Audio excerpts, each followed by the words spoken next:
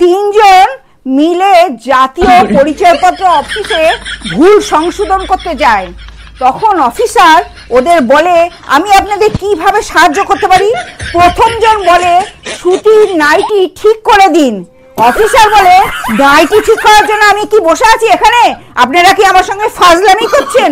প্রথম জন তখন বলে, বাবা মা আদর করে নাম রেখেছিল সুধীর মাইতি, সেটা আপনাদের এখান থেকে লেখা হয় সুতির নাইটি। পেছনে বসে থাকা স্বপনদা তখন কাঁদতে কাঁদতে বলে, আমার নাম হচ্ছে স্বপন ঘোষ, আপনাদের তবুও তো ভদ্রস্থ অবস্থা, আমার এনআইডিতে লেখা হয় স্বপ্ন দোষ। আচ্ছা বলুন তো, আমার 72 বছর বয়স, এই বয়সে কখনো আমার কি ওই দোষ থাকতে পারে?